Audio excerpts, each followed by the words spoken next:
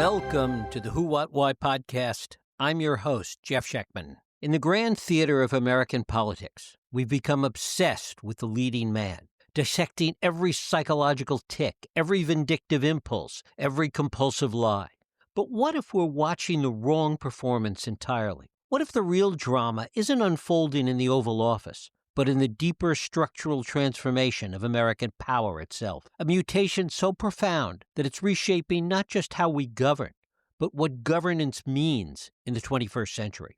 When tech titans stood alongside the president at his 2025 inauguration, they weren't just honored guests. They represented what my guest today calls a rival form of political organization, one that increasingly competes with the nation-state itself.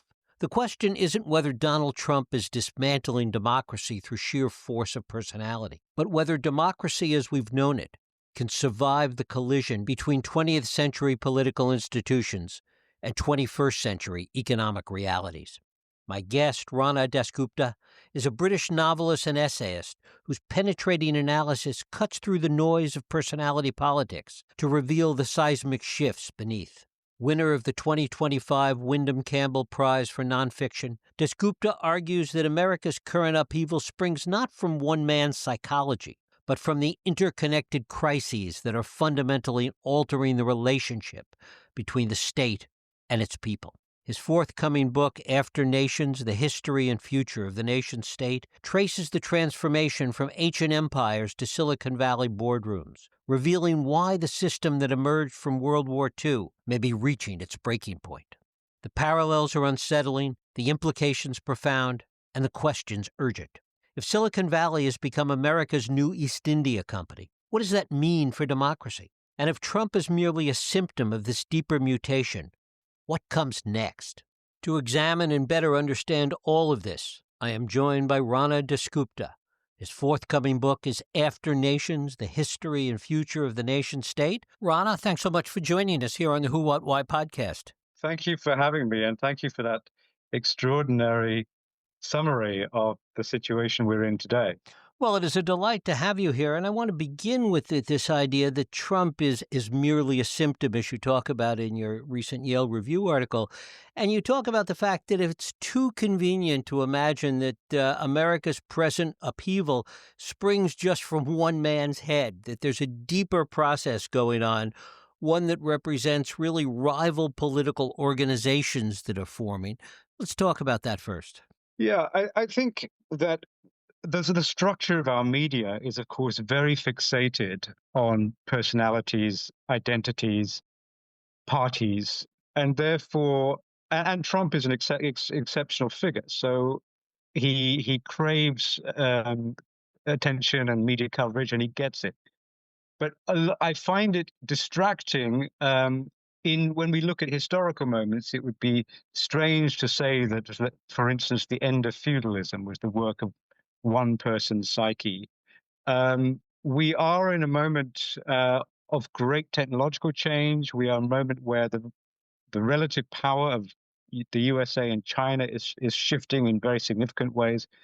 So it would be strange to assign explanations for all of this to one person's personality.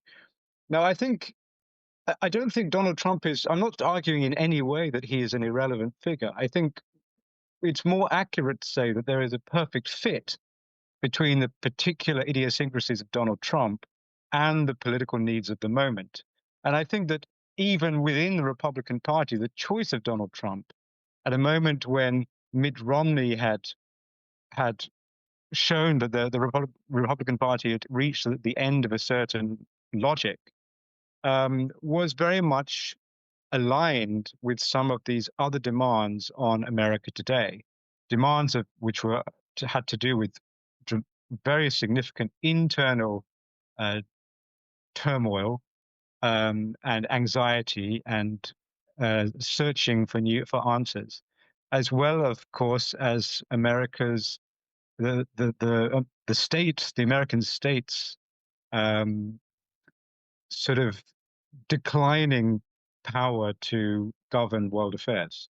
The other part of the equation is the degree to which, even as Trump meets the moment and is a symptom of that moment, whether or not the things that he is doing from that vantage point are exacerbating the situation in ways that make it worse and harder to return from. Well, I think that's no doubt the case. I mean, we can imagine a scenario in which a declining superpower, I don't know if America has these sort of capacities of sort of empathy and wisdom, but we can imagine a scenario in which a declining superpower uh, negotiates its way into a sort of more multipolar power system. So a system, scenario in which a different kind of leader might, for instance, make different kinds of overtures to China and to other powers to say, okay, we're no longer in a period where there is one world policeman and one economic superpower. We all have we all control a bit of the pie. Let's think about ways that we can create platforms for to solve climate change, to create a safe trading system, to create a stable currency system, to organize conversations around nuclear weapons and things like this. Um, I think that would be the greatest contribution that an American leader could make right now to the world. But Donald Trump is clearly not that figure, and he's introducing significant unnecessary amounts of volatility, aggression, etc., into the conversation. But I think that Donald Trump does serve many kinds of purpose. I think that democracy, in the way that it was known in the 1970s and 80s in America, is becoming unaffordable for the system that is now emerging, which means that somebody needs to break it. And Donald Trump is turning out to be an excellent candidate for that role, assisted by Silicon Valley, which is confusing a lot of the sort of systems of information and deliberation that existed until the early 2000s.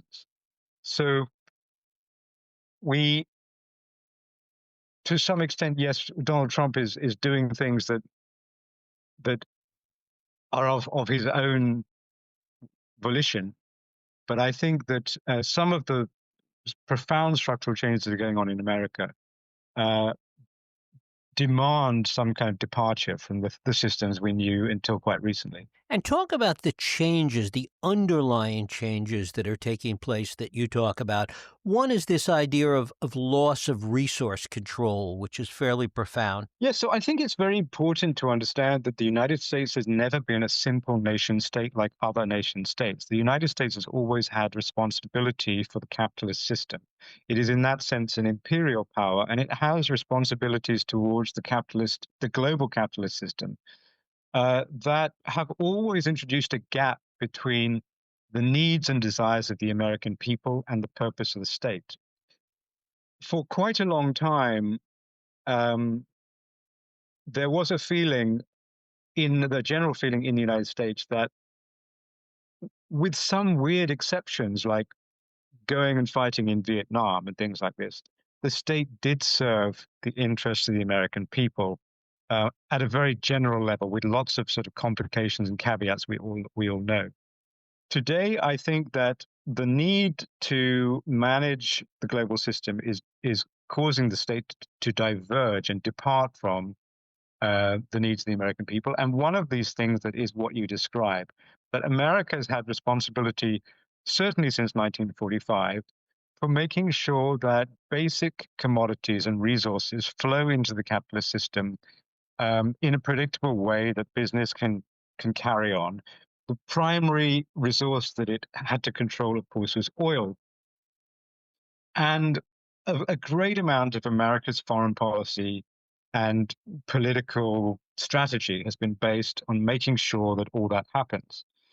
Now, today, lots of things are disrupting America's ability to stand in that position. And they're very varied. One of them is that China is, to some extent, creating an alternative ecological system, which is based on renewable energies and not on oil. And that is, there are all kinds of objectives to that. One of them is to of course avert future more carbon dioxide emissions. But there are also geopolitical agendas to creating a China-centered power system that does not have to go through the dollar or through gas and oil. Um, but there are lots of other things too. This new ecological regime that China is introducing also places demands for lots of new kinds of minerals associated with battery production, etc., which China has sewn up, the supply of which China has sewn up, um, so that it controls between 80 and 100% of some of these resources, and America is in a very weak position. Um, a lot of these resources have also been sourced from countries where America does not have a very good footprint, because America is constrained, American corporations are constrained by all kinds of anti-corruption legislation, which means that they can't go into certain kinds of places where, for instance, war is dominant, or where extreme kinds of, bribery is required to get access. And China's proved very good at these things, at basically creating a distribution system that includes all these areas where America has not traditionally functioned very well. So this is one way in which America is rapidly losing a sort of monopolistic position, not only to China. There are other major players too, such as the UAE. Um, and this threatens America's managerial power over the capitalist system, and allows potentially for significant sectors of the global economy to be taken away from America's control. And one of those, of course, or two of those, because they're interrelated, is alternative energy and AI, which is one of the things that's fueled by. So this is a situation we haven't known in our lifetime. America has always dominated, had the technological lead and the industrial lead, and therefore has been able to really set the terms of geopolitical engagement. And the fact that it cannot now necessitates a lot of new directions and new thoughts on the part of Washington, and indeed on the US military. And one of the things that it impacts is the dollar and the vulnerability of the dollar in the kind of world situation we face today. The dollar's global dominance is under threat as it never has been before. It is. And this is, of course, we know that one of the major terrors in Washington and New York has always been that dollar supremacy would in some ways be undermined. But it hasn't really been a plausible scenario between 1944 and the present day. All major transactions go via the dollar, and there has not really been a significant rival. The euro, which some people thought back in the 1990s that the euro might present a plausible threat to the dollar, has never presented such a threat. Now, one of the things that this has done for the United States is to give it a relatively easy ride as far as debt is concerned. American debt has exploded over the years since Reagan. And since there's such a massive demand for the dollar all over the world, since so many currencies are propped up by dollar reserves, since so many individuals across the world who are used to transacting in relatively unstable currencies like to hold dollars as a hedge against their own transactions, the dollar's always kept its value, and there's always been an inflow of dollars into the United States. Today, we realize that situation is much more fragile. One of the reasons is that China is actively promoting alternative currency scenarios. There's been talk of a BRICS currency, but probably more likely is that the Chinese currency itself become, in a digital format, generalized among some of the kind of tribute nations in, let's say, Africa or Asia. Um, and in order to try and stave off such a situation, America is thrown very much onto the mercy of Wall Street and Silicon Valley. These are two sort of formations in the United States which keep the American exception alive. Wall Street has no parallel in China. There's, by which I mean the stock markets. There's nothing remotely as magnetic in China as the New York Stock Exchange and Nasdaq. But Silicon Valley, which has until now helped to keep the dollar in its present position by ensuring American technological lead, that is a much more vulnerable scenario. It is easily possible for us to imagine that some of the monopolies that exist in Silicon Valley could be taken away by China, and that would be very serious, I think, for the dollar.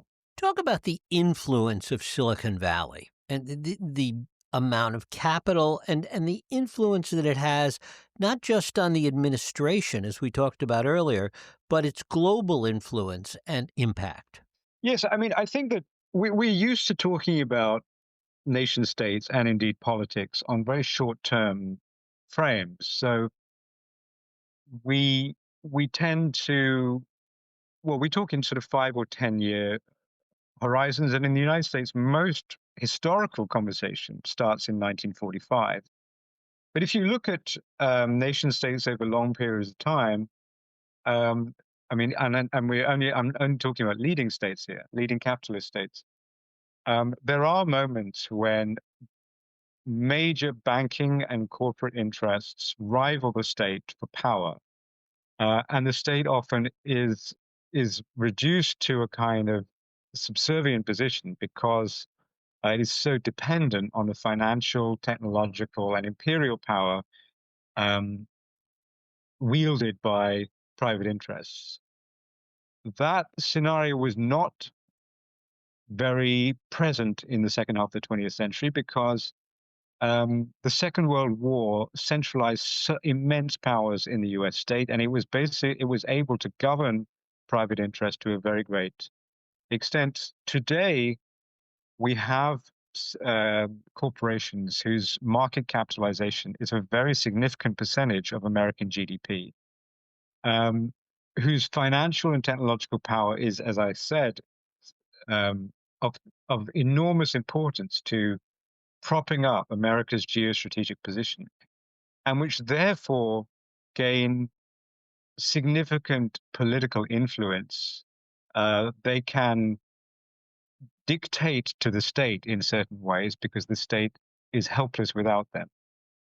But I think what's interesting in your question is that these are not just big car companies, big oil companies, big telecommunications companies, such as we knew them in, let's say, the 1960s or 70s, which of course also had significant lobbying power in DC.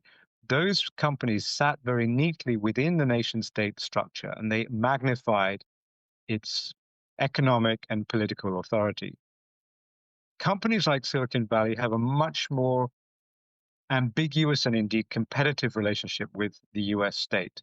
It's not clear that the US state mortgaging itself to Silicon Valley will have the same virtuous impact on its own position. Silicon Valley is developing significant military and satellite communications infrastructure of its own. It wields enormous propaganda power, which has already interfered massively with the sort of media systems on which the high era of American democracy were based. There is a great potential, given the kind of transactional dominance of these companies, that they might get into the business of currency generation or to internalize or absorb sort of banking systems or cryptocurrency systems such that they represent a kind of alternative currency possibility.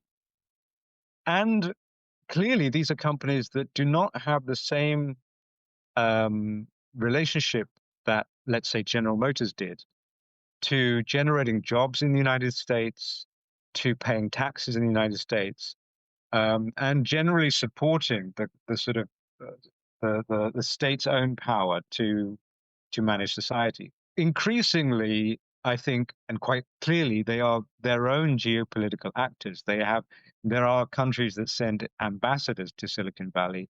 They have embassy-like relationships with major states such as China, where they have to negotiate over all kinds of geopolitical concerns.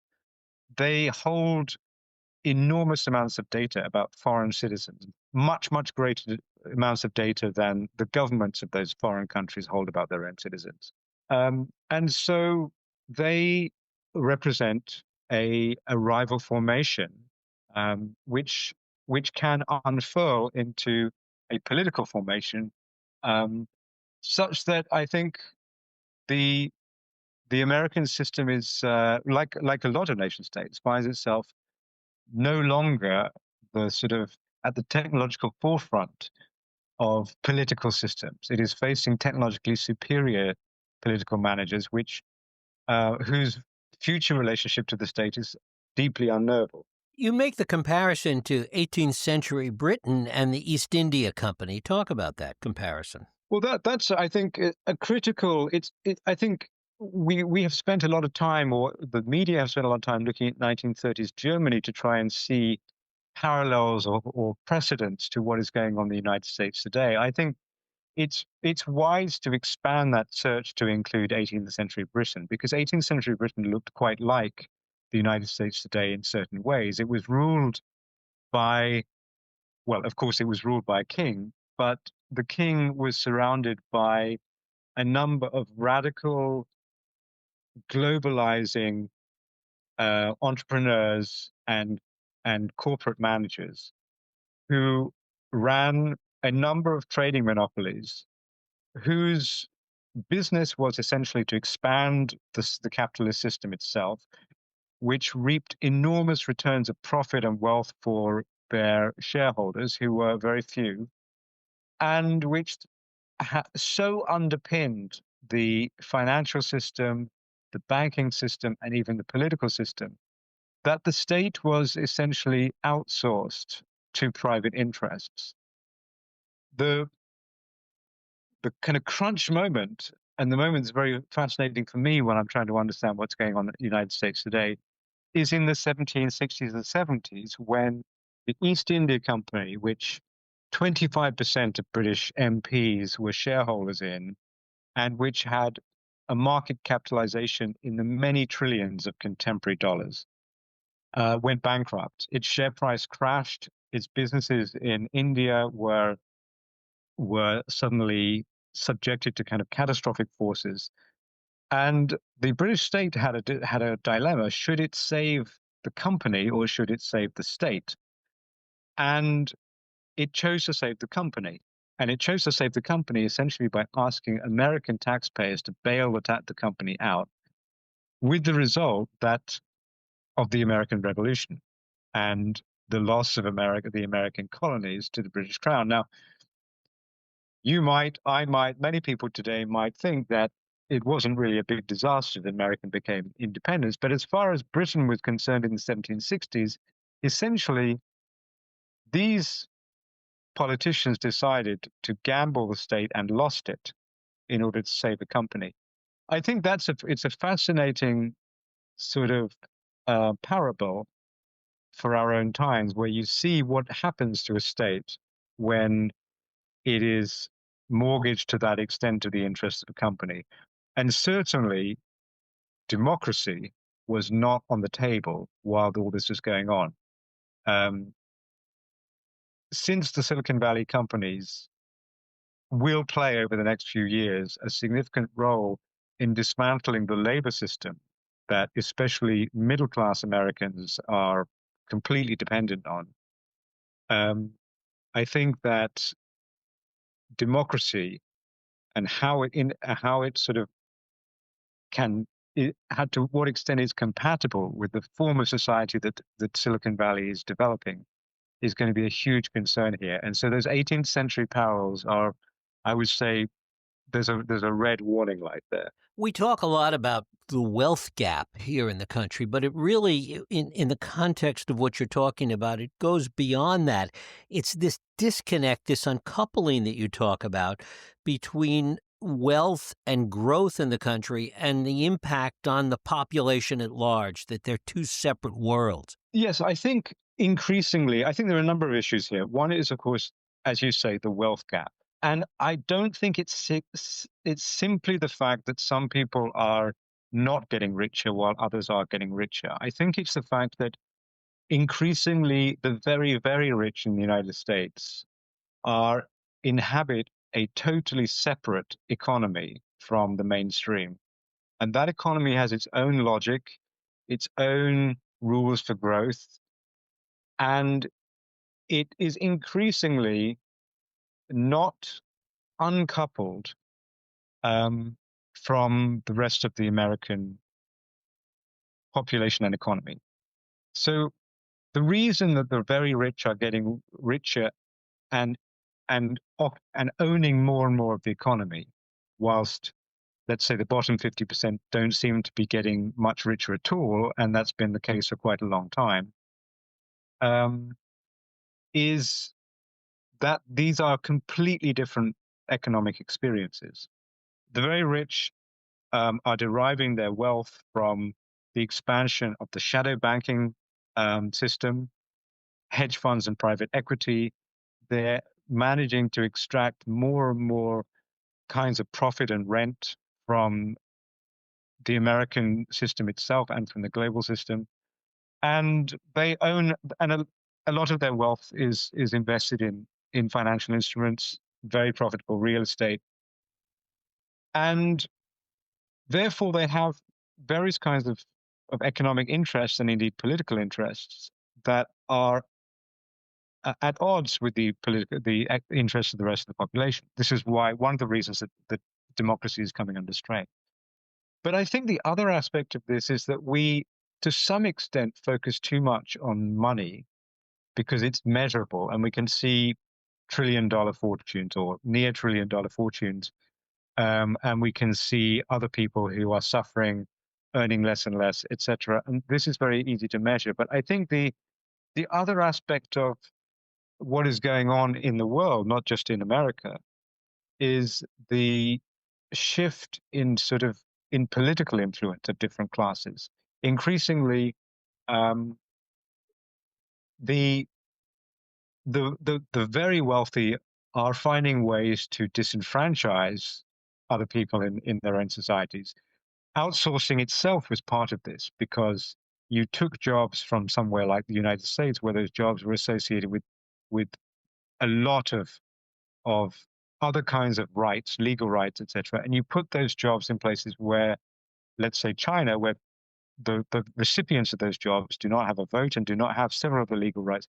So there is a kind of deflation of the political privileges accruing to work over several decades. So this is a sort of magnification of the political power of the very wealthy and of property owners and capital owners. And I think all of these things are what is generating the level of kind of desperation and anxiety about the future of states. Um, do what does democracy mean today, and do ordinary people have any authentic influence over the distribution of wealth and resources? I guess to bring it around full circle, to the extent that the election of Trump and Trump being where he is today is as a result, in part, a symptom of many of the things that we've been talking about. Talk a little bit about how he is responding to this and where those actions might lead us and have led us. Well, I think there's a combination of things. So I don't think that I think that Trump is uh, acting very often from his own instincts and his own desires. To that extent, he does not always have a coherent political program. Um, And so some of the things that he's doing might serve some of these interests and some of them might not. Trump's actions on tariffs and foreign labor are not helpful, I think, to a lot of powerful people in Silicon Valley, and they are quite unhappy about that. But I think another thing that is characteristic of this moment is simply um, a level of of chaos and uncertainty, which is useful to a lot of people. So I think if you can basically push powerful institutions, the courts, the law firms, the universities onto the back foot, um, if you can create a system where people are afraid to speak out, where people are informing on others for their political opinions, um, creating a feeling that we have less and less a claim of the state on the state. Our democratic rights are fragile, and we may have to sort of reduce our expectations. Um, this is this situation of terror and anxiety, I think, is is something that prepares the ground and creates the atmosphere in which very powerful interests can advance their causes sort of quietly in the background without really facing the level of scrutiny or interference that they might in much more settled circumstances. So I think it's it's not only to advance a particular program of taxation, labor, and all these sorts of things. It's also to break old systems, to get people used to the idea that they do not have the same kind of political claims they used to have, and to prepare the ground for a new formation that as yet no one really knows. But I think we have to take very seriously. I mean, I think that political systems are built on economic systems and not the other way around. I don't think that democracy floats free of the economic conditions in which it. Democracy flourished in Western countries when they were very wealthy, when their economies were growing very fast, and when there was a big technological and economic gap between them and the rest of the world. Now that those conditions are drying up, many Western democracies are in trouble. And I think that the coming um, chaos with regard to Western jobs, well-paid Western jobs, the jobs that have gone to the people who are the biggest proponents of the existing political system, who voted passionately, who've supported the political systems we have with with all of their energy. Um, I think that that is going to create enormous chaos for democracy. And in order to withdraw political rights, you have to um, there has to be a crisis. You can't just announce it. You have to start the process of um, eroding those rights early and on all fronts in order to see what happens next. The fact that China exists as a countervailing force, what impact does that have on this larger framework, particularly with respect to the trouble that Western democracies are having now, as you say? Well, there is China, and then there's also America's fantasy of China, and I think they're distinct. And I think part of the problem in this scenario is America's fantasy of China. America rose to the position of global superpower through a a massive military cataclysm that essentially destroyed the entire world, destroyed enormous amounts of the human population, it destroyed the global trading system, and it destroyed many nations outright.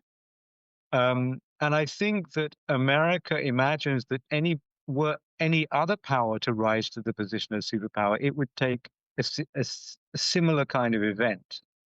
And so America has fantasies of kind of Chinese, a military showdown that is cataclysmic, that I do not think is really in the plans of Beijing. Um, And that American idea creates a lot of volatility of its own. I think at this point, China probably faces a much greater military threat from America than the other way around.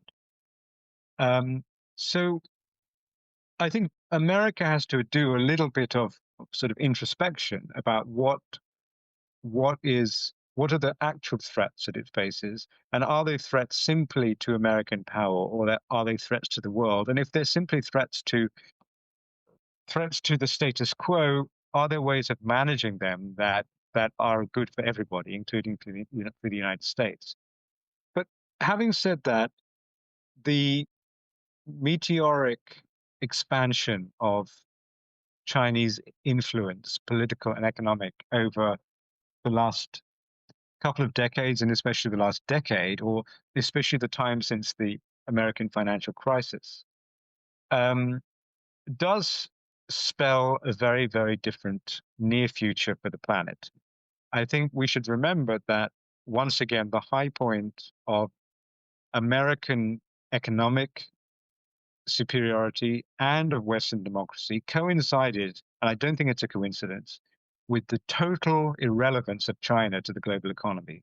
Between about 1950 and about 1980, China simply played no role. This historic superpower played almost no role in the global economy. And that removed a lot of historical friction from the West. Today, China is looking to take up a lot of the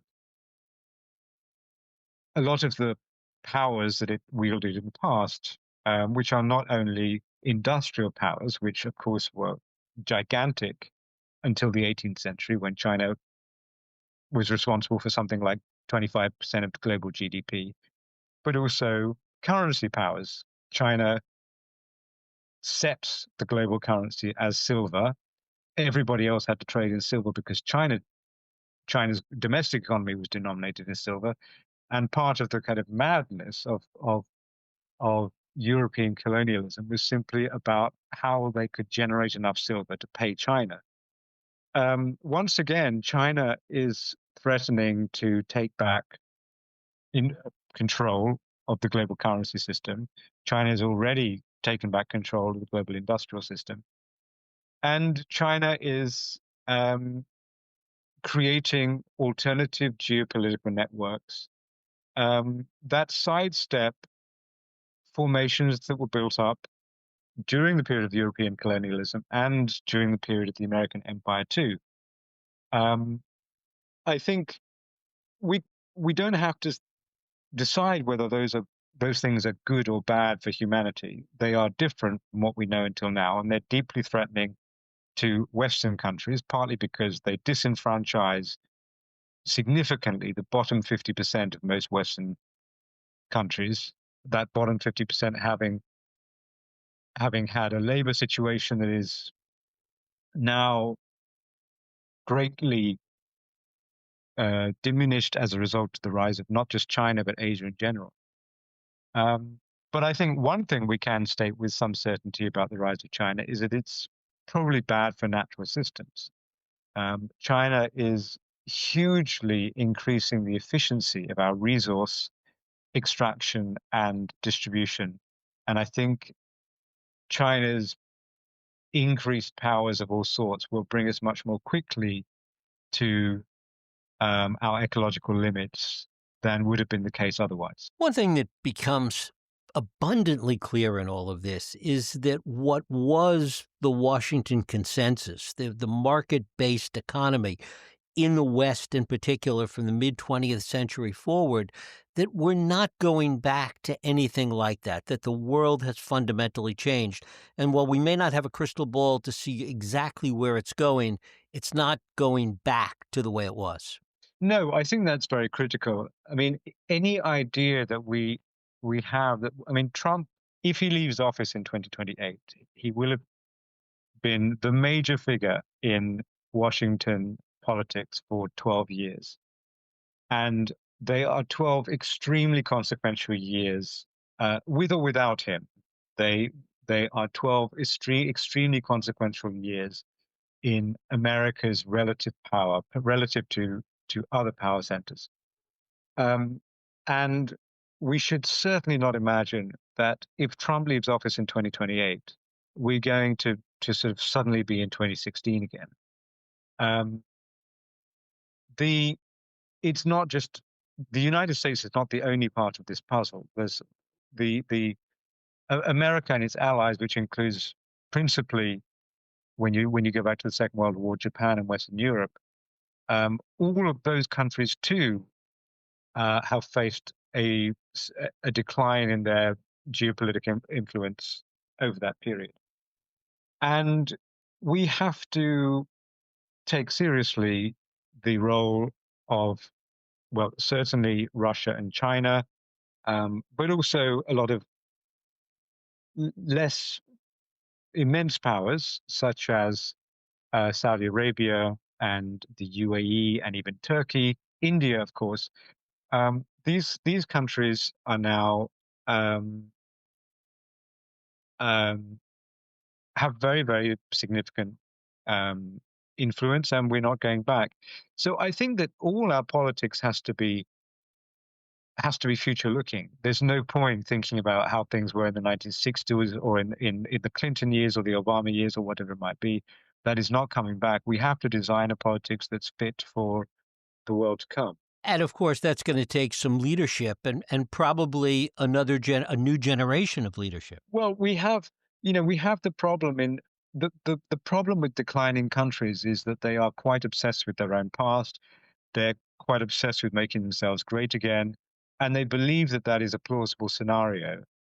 And they start to do slightly hysterical things in order to deny change. So most of these countries and the United States, we're talking about the United States, but we can look at Britain, we can look at France, we can look at Germany, Hungary, Italy, etc. Most of these countries have decided that, or their right-wing parties have decided, and a lot of the left-wing parties have sort of followed on in those footsteps, have decided that the the the key problem is one of borders, is one of illegitimate citizens, non-citizens, immigrants, etc. And that all of this clock can be turned back essentially by strengthening sort of national defenses against the global system. Um, and that takes all kinds of forms, as we know. But immigrants may be the enemy, foreign corporations might be the enemy, foreign governments might be the enemy. But um, this is clearly not going to produce the outcomes that we hope for. It's certainly not going to help the bottom 50% of those populations who are in many cases the ones voting for these kinds of changes. Um, the sort of leadership that we might hope could emerge in this moment that could look rationally at the reorganization of economic and political forces and find new niches for these countries to fit into where they can continue to grow and profit. That is not really happening. Um, so, and I think it's a failure of the left too.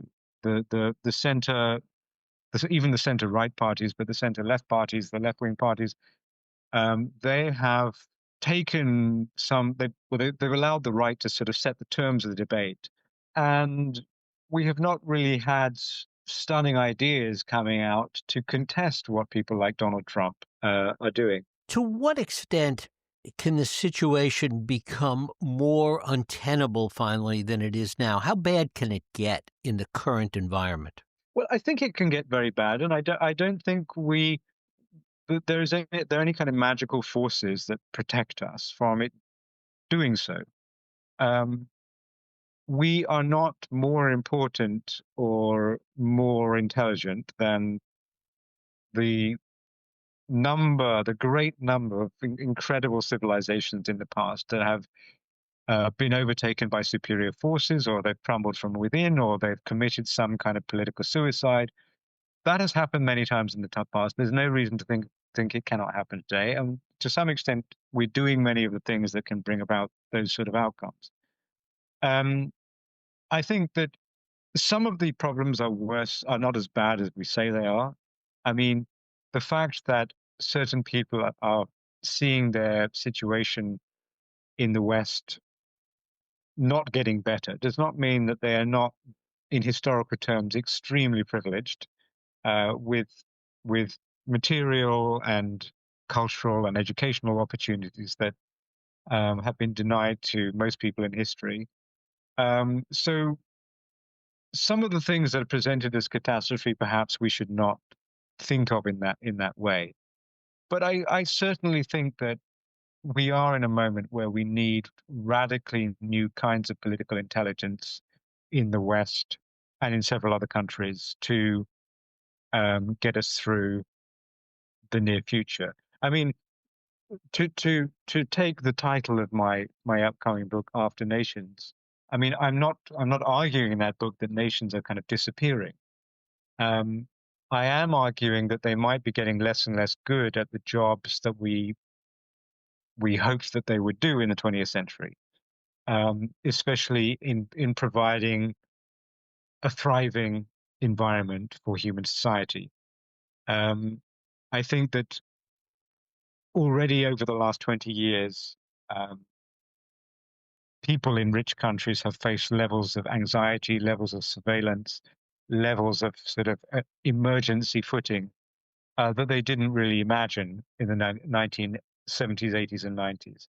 And the if if if we get to a sort of if we're getting into a kind of systemic problem where nation states themselves are even in theory unable to do what we want them to do, then we have to start innovating politically. And beyond leadership, which we talked about, it may require whole new political systems that have to be embraced or even invented. Yes, well, that's my contention and my conviction. Um, I think that nation states are in some ways not they're not proving very intelligent about the threats of the contemporary. Um, you don't see many elected leaders having serious conversations, for instance, about what it would mean if very large numbers of middle class jobs disappeared. Um, it's not compatible with their need to be re-elected to have those kinds of conversations. Um, Similarly, nation states are terrible at dealing with terrorism. When they face terrorist threats, they they very often respond in sort of overblown military ways. Um, when the problem is political rather than military. In these kinds of ways, I think um, maybe we can't rely on nation states to produce the sort of 2.1 version that we all need right now, and maybe those systems and ideas have to be produced elsewhere. I think it's very, very significant what we've seen in Silicon Valley over the last 20 years. It's amazing that something like Facebook can be born out of a student dorm room and within 10 or 15 years, without any military um, campaigns or violence, infiltrate nearly all the nation states of the world and acquire a population of 3 billion. Um, that is the sort of uh, that is the extraordinary velocity of contemporary technology, the ability to scale, and we're seeing with with social media, we're seeing with cryptocurrencies, all these systems that have scaled in similar ways. These Something like Facebook, it addressed essentially social needs. Um, there are a large number of human beings who face much more urgent needs than the needs that Facebook addressed. Needs, political, legal, and economic needs. And I think it is possible for us in our moment to design systems that essentially can serve as a safety net for our entire global political system and prevent it from collapsing. Some of those systems can be taken up by nation states, absorbed into nation states, so that they start to supply needs that they're not supplying now. And some of those might be parallel systems that can allow people to sort of transact, for instance, without having to get their hands on dollar convertible currencies, which for many people in the world is very difficult. But I think this is one of the most significant areas for us to be thinking about right now, not in an attempt to destroy what exists, because we really don't need more things to be destroyed, but in an act of radical preservation. Rana Dasgupta, I thank you so very much for spending time with us today. Thank you so much. This was very interesting. Thank you. And thank you for listening and joining us here on the Who, What, Why podcast. I hope you join us next week for another Who, What, Why podcast. I'm Jeff Sheckman. If you like this podcast, please feel free to share and help others find it by rating and reviewing it on iTunes. You can also support this podcast and all the work we do by going to whowhatwhy.org/donate.